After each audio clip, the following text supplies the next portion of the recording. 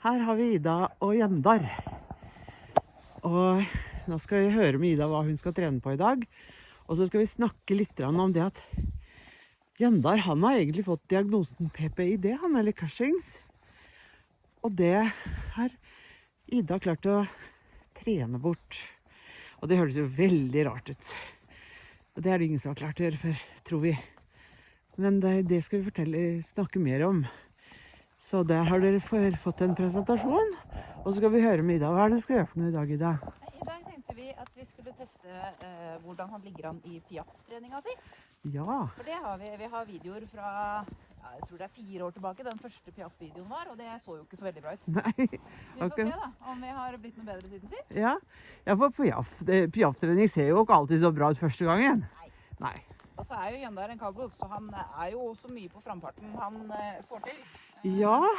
Og vil jo helst ikke løfte ryggen og være bakfra. Og da tenker jo mange da at men du rir jo veldig på frampart nå, siden han går og henger med hodet. Og hvorfor gjør du det? Det er for at han skal få lov å strekke overlinja si Ja. i et rolig tempo. Sånn at sener og ligamenter skal få lov å bruke tid på å bli lange og elastiske. For da kan de bli sterke. Ja. Og muskler. Det eneste jeg fokuserer på nå egentlig, det er at han ikke får lov å vrikke på rumpa mi. Ja, og hvordan gjør du det da? Hver gang han setter innvendig bakbein i bakken, så ber jeg om at jeg kan få lov å ha vekt i den stingbølen. Ja. Det er egentlig det eneste jeg gjør. Det eneste du gjør. Skal jeg ta Prøver å film? være stabil i kjernen da. Ja. Det er jo ikke så vekt. For det har jo ikke han noe lyst til. Nei, for han vrikker deg, og han vil at du skal vrikke frem og tilbake. Ja, han vil jo at jeg skal sitte sånn. Ja, vis det en gang til. Ja. Og da følger ikke du han. Da må han følge deg, ikke sant? Og allerede på det lille der, så sa han, ja, men det kan jeg gjøre. Ja, for det vil han veldig gjerne. Da slipper han nemlig å stabilisere. Ja. Og slipper å bøye i hofteleddene sine. Og rotere i hofteleddene. Og alt det der vi vil jo hesten til å bøye alle leddene i bakbeina. Ja. Og siden han har PPD da, Ja, så har Pelle sagt at han skal trene enten veldig rolig og sakte og strekke seg, eller høy intensitet. ja, Så da trener vi rolige skritt, lang og lav, og piaf eller veldig samlet trav. ja, Det er stort sett det vi trener. Ja. Eventuelt sidebevegelser i skritt. ja. Og alltid med overlinja på Ja. og underhalsen av. Så han er ofte litt for overbøyd, både innover og nedover, Ja, men det får han lov til. Ja. Heller det enn å være omvendt. heller det enn å slå på underhalsen og bli anspent. Ja. For det vi har oppdaget er jo at hester som går med kronisk anspent underhals, har et forhøyet er stresset rett og slett. Og da tenkte vi kanskje det har med forhøyet kortisolnivå også. Og så har jeg alltid lagt merke til at hester med PPID har alltid veldig, veldig anspent underhals. Så da la vi sammen, sammen 2 og 2 og 2, alle sammen her. Så tenkte Ida, ja, nå tror jeg skal prøve å trene han sånn. Og det vi opplevde var jo at veterinæren tok først blodprøven som stilte diagnosen, og så 1 år senere så tok hun nye blodprøver. Ja. Og hva skjedde da? Da hadde ACTH-nivået, tror jeg det, jeg husker ikke det bokstavrekkefølgen. I hvert fall Nei. det nivået de måler i blodet, som kommer av mengden kortisol og Ja. stresshormon, Ja, den hadde sunket til rett over normalverdier. ja. Og han Det hadde var- ganske mye høyt over normalverdiene. Normalverdiene er vel rundt 50 eller noe sånt, Ja. og han hadde 170 det første året og rundt 60 Ja. året etter. Så han var jo ikke kjempehøyt. Jeg har lest om hester som var mye høyere enn det, sånn opp mot 1000 og sånt. Oi, oi, oi. Men han virka ikke spesielt påvirka sånn. Han var ikke spesielt slapp, han var litt umuskulert, han hadde litt rester av vinterpels. Ja, Men det var liksom ikke noe sånn. Det gikk ikke utover dyrevelferden å ikke medisinere. nei, nemlig. Så da valgte vi å trene. Ja, fordi det gjorde vi selvfølgelig i samråd med veterinæren vår. Ja. Så min teori da, er at det finnes en del hester som har fått feil diagnose, fordi Ja. de har kronisk forhøyet stressnivå i kroppen. Ikke på grunn av PPD, men på grunn av for eksempel underhals.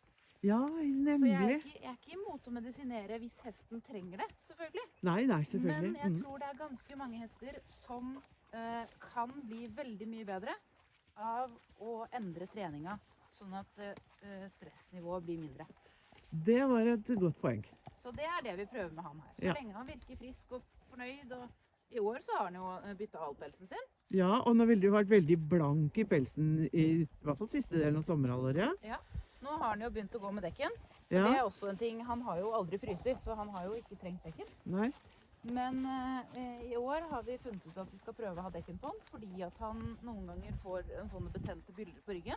Ja, og det er derfor du har det reinskinnet, ikke sant? Ja, det er det fordi det er antibakterielt. Ja, Så da fant vi ut at da prøver vi med dekken, både fordi at da blir han renere, ja, og det er mindre tjukk vinterpels å feste gjørme i. ja, Og nemlig. så får vi se da. Nå har han vært kjempefin veldig lenge. Ja.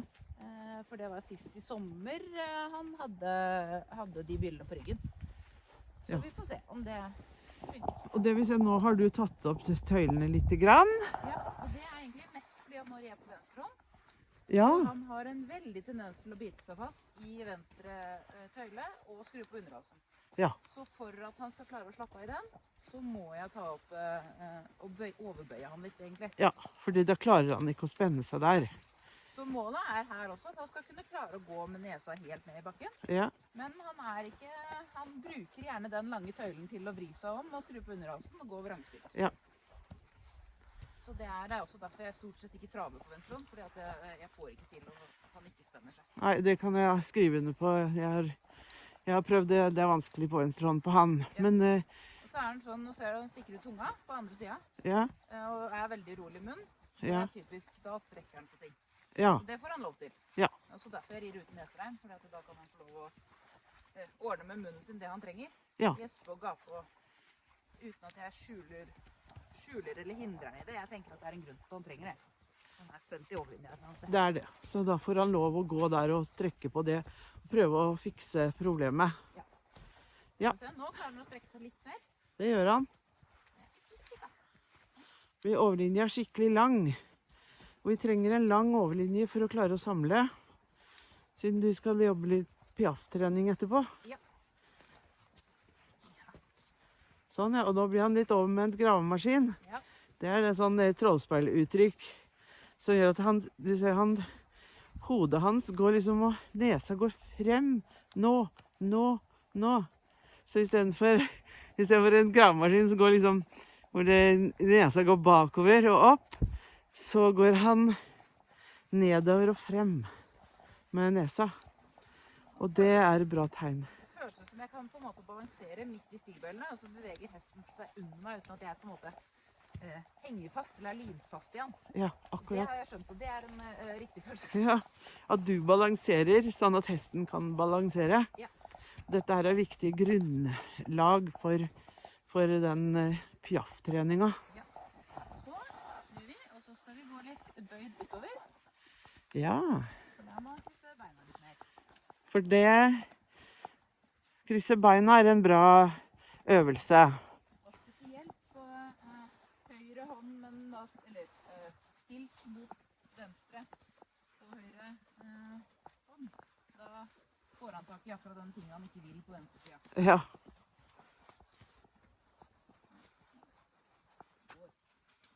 Sånn, ja.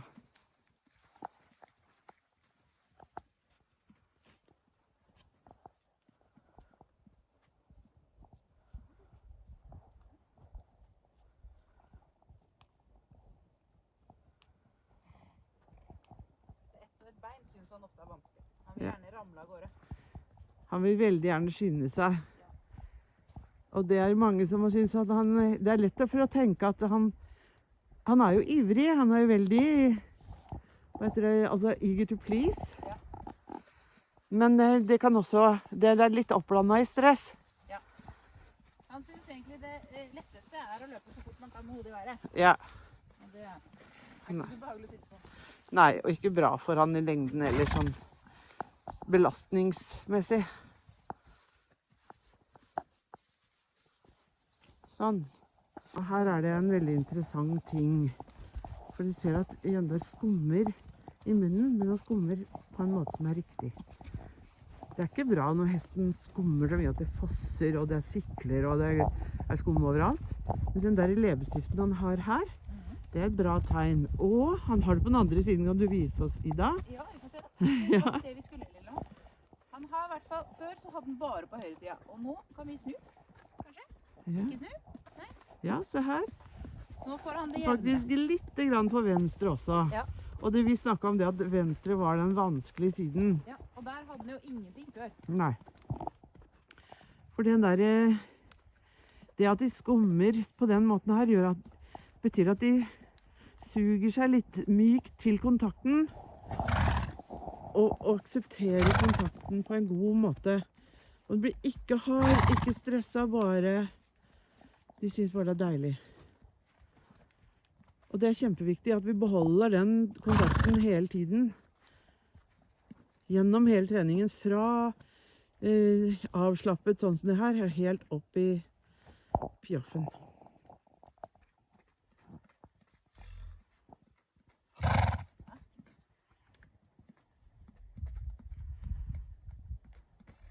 Nå har Ida begynt å ta opp tøylene litt mer. Og be om litt kortere form. Først da, så er jeg egentlig mest interessert i at han skal ha riktig rytme. Ja, Han skal begynne med innvendig bakbein og sette det fremover. ja. Og det gjorde han, men han fikk liksom ikke det ikke til å gå helt igjennom, men han prøvde. Det var veldig bra. Så prøver jeg ikke å dra i tøylen, for da blir fellesning. Ja. Ja, det er det å beholde den myke der fremme. Nå tramper han litt, og det som er det jeg ser er at han tramper mest med bakbeina, og det er det som er så viktig å begynne med, at bakbeina bærer. Så kommer rytmen i forbeina etter hvert. Hvis man begynner med rytmen... Er jo at han skal klare å flytte beina uten at jeg blir hivd over på utsida. Ja, Du må få sitte på den siden her. ja. Se på dere. Ikke så mange kaldblodstravere som kan piaffe. Men du må fortsatt ta bort vekt fra innvendig frambeinet. Jo, det er sånn. Den. Ja. Ja. Ja, så flink. Prøve å holde den energien fra det høyre bakbeinet Ja, i skritt. ja. Det vil ikke Jøndar, for det er tungt. Ja, det er unødvendig tungt, synes han. Men, Må jeg få sitte på innsiden? men det, når det gjelder den PPD-en også, så er det jo sånn, da driver du med styrketrening. Ganske intensiv styrketrening, korte perioder. For piaff sånn er jo god styrketrening. Og koordinasjon. Ja! Se på dere. Men du er fortsatt flink nok til å gjøre det. Nei, du må få til mer. Ja, bra. Han løper litt akkurat rett før han puster. Ja, Pleier han å gjøre.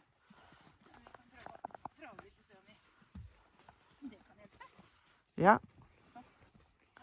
Og da tar du han bort fra underhalsen hver gang han har lyst til å bite seg fast i den. Og så prøver jeg å rette han ut så fort han slapper av. Ja. Fordi at jeg vil ikke gi han over. Nei? Det er bare for å få bort underhalsen. Ja. Nettopp. Han går. Og da kan, jeg pleier å kalle det for en unilateral halvparade. Ja. Det vil si en halvparade til den ene siden bare. For å få han til å ikke henge. Og der, når han får lov å gå litt bak lodd her sånn, det er ikke fordi du drar han bak lodd, men fordi han prøver å løfte ryggen sin og finne den diagonaliteten, og da må han få lov til det. Jeg prøver egentlig å få Midlertidig. den lenger, Ja, men det er veldig lett at han løper når han ja, ikke klarer å balansere og løfte ryggen sin selv. ja. Men det er kjempebra. Ikke stopp da. Det gjør han jo også gjerne. Stopper? Ja. Ja. Det var en fin overgang. Og det var kanskje fordi han skulle bæsje? Jeg vet ikke hva han begynte med. Om han, Nei, det vet man ikke.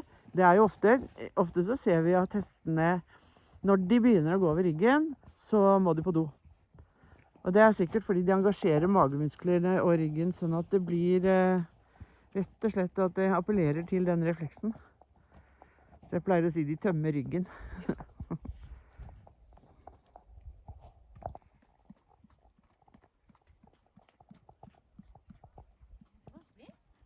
Nei, ikke sant? Det var feil.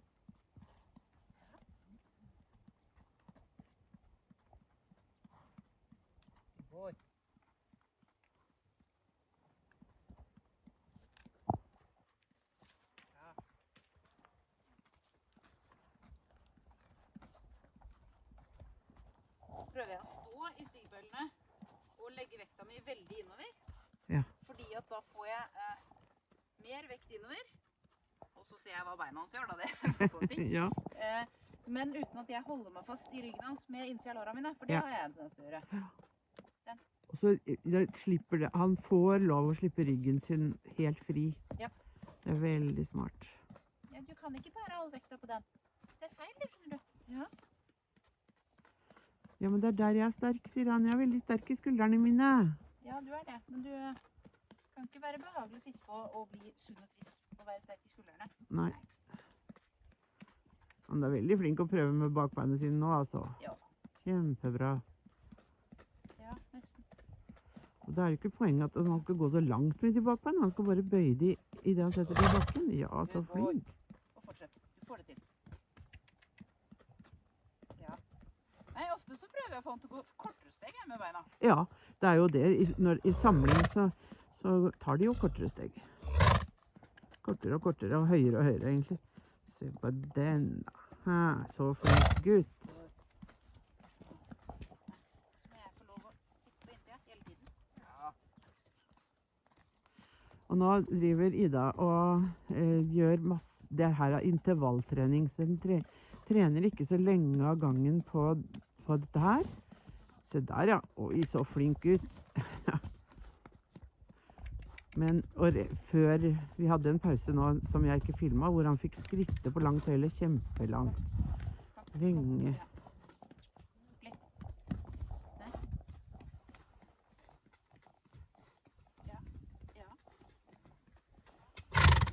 Flink. Man kan ikke gi seg selv om man er flink. Man må fortsette, da.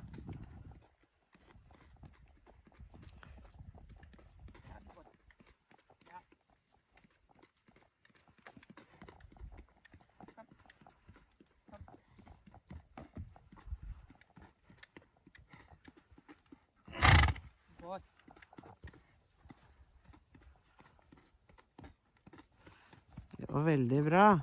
Der er det kjempeviktig at noen ganger må vi holde på så lenge at hesten kjenner at han får lov å streve, og får lov å vente til han faktisk får det ordentlig til.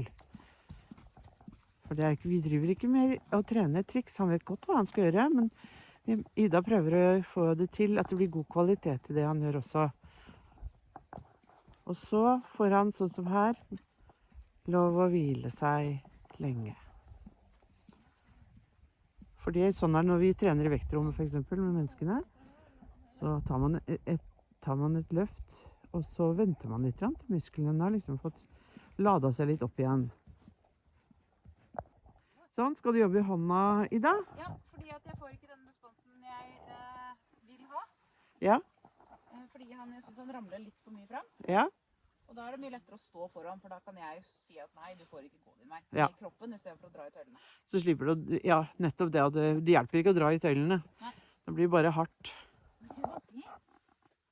Så det eneste jeg egentlig ber han om nå, er at han må prøve å kjenne etter hva jeg ber om. Ja. Så det jeg ber om er egentlig at han skal begynne i riktig takt og gå rolig. Ja. Innvendig bak, innvendig fram, utvendig bak, utvendig fram. Ja. Og så ikke gå fra kroppen sin, liksom. Det Det er det han har lyst til. Ja, han liksom bare velter fremover og tar igjen den balansen han mister fremover, liksom. Ja. Mm. Men så kan jeg holde tøylene med 2 fingre, det er ikke noe problem. Nei. Oi, det er vanskelig. Nei. Ikke stikke. Ikke løft. Så prøver jeg å gi etter med hånda akkurat i det han løfter seg opp på midten. Ja. Og så bruker du gjerde, ikke sant? Ja. Gjerde som du selv har snekra. Ja. Ja, oi, oi, oi, så flink. Nå prøvde han jo virkelig å bære bak. Ja. Han henger liksom igjen med frambeina. Ja. Nei, det er for mye. Du er ikke så flink. Nei. Han skjønner hva han skal, og så tar han i for mye. Ta for rikt tak, som Pelle pleier å si. Ja. Hvis han, sånn som nå han jobber med... Bra. Ja. Ja. Sånn, vet du, da.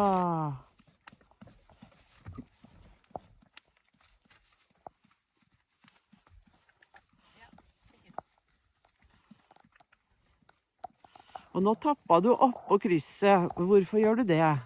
Fordi han som sparker fra litt mer. Ja, fordi han bruker jo de musklene når han skal sparke fra. Ja. Nemlig. Det er akkurat som du fyrer litt på de musklene som skal fyre av. Ja, og så er det timinga. Ja. Og så da kan jeg også på den hånda her be for eksempel høyre bak om å gjøre litt mer. Ja. Oi, det er veldig strengt. Ikke slappe ned fort. Det er ikke lov. Du går. Ja, bra.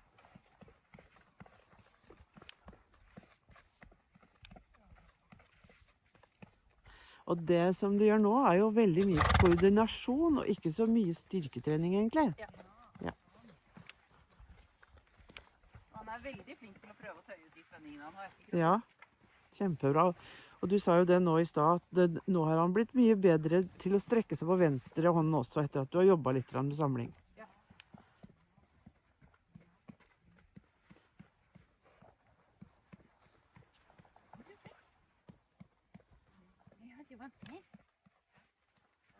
Veldig fint. Han har veldig lyst til alltid å flytte utvendig bak og innvendig fram på en gang. Ja, Det tenker jeg er fordi at han er stiv ja. i den diagonalen. Og da blir det jo også tøying da, for han å gå i den riktige rytmen. Det gjør det.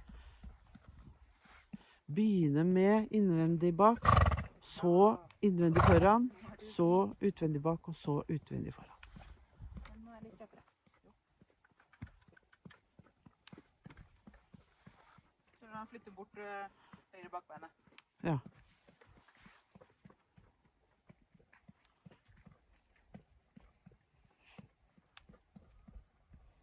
Ja, bra.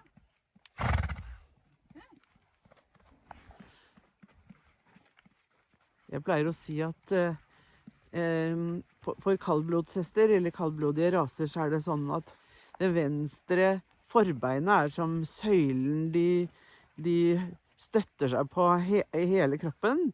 Hva tenker du om det? Ja. Ja. Sånn er det. Du ser jo også veldig det når han prøver å flytte bakbeina inn, så klarer ikke å flytte frambeina. Nei. For de støtter han seg på. Ja.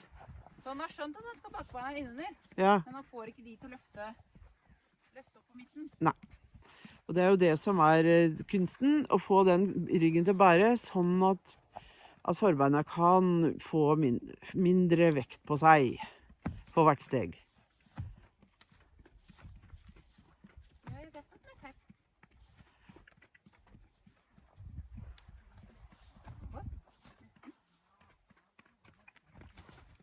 Det er litt treig. Ja. Ja. Og så jobber du også med å få han til å slappe av i underhalsen, så han ikke prøver å bruke underhalsen til å løfte forbeina med, for det er jo direkte kontraproduktivt. Ja. Bra. For da kommer han aldri til å finne den rette bevegelsen. Nei.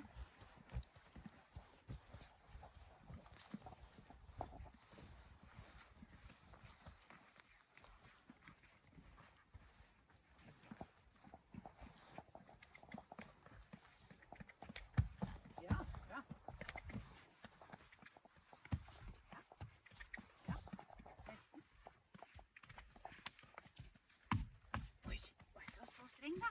Ja.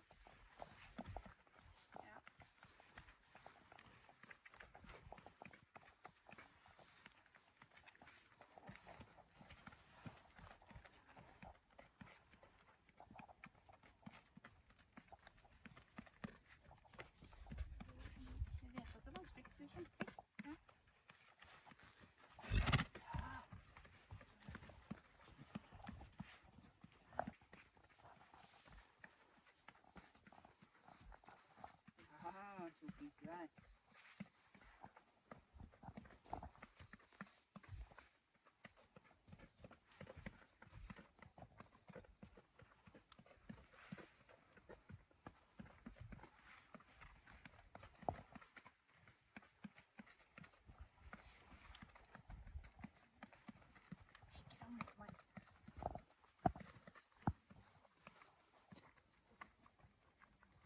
Er det vanskelig?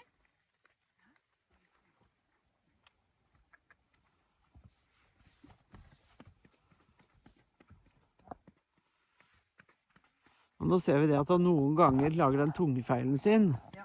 Og det er jo ikke fordi du drar i noe tøyle. Nei, det er fordi at vi drar i overlinja. Ja, og den er stiv.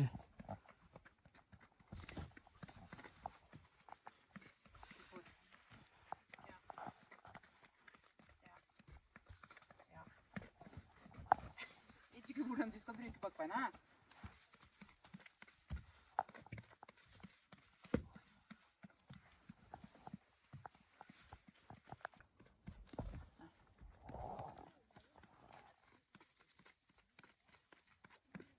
Og nå ber du ham å starte med et bakbein, ikke sant? Så han kommer inn i riktig rytme fra holdt av. Det er veldig vanskelig å skifte det når hesten allerede er i gang. Ja, og hvordan var det igjen, sier Jøndar nå? Men nå responderer han mer, Ja, og han prøver mer. Ja, Gibor. Han synes det fortsatt er vanskelig. ja. Og det må han få lov til.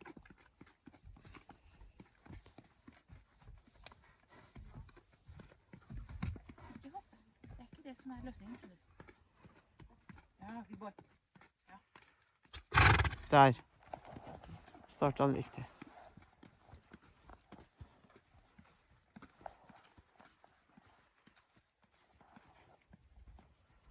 Her er vi fortsatt ta. Bevegelsen går liksom ikke den veien. Den Nei. går den veien. Ja. Ja. Og så vrir han seg litt ut av det, for han synes det er vanskelig. Ja, han gjør det. Men da kan vi bare øve på det igjen og igjen og igjen. Så får han det til lengre tid til slutt. Ja, Gibor.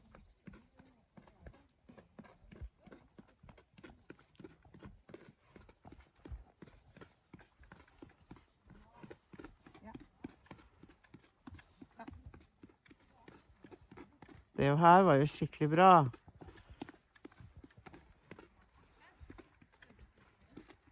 Det her er diagonalt. Det betyr at ryggen er med. Ja, flink gutt. Kjempebra, flink Ida. Han er veldig morsom. Ja.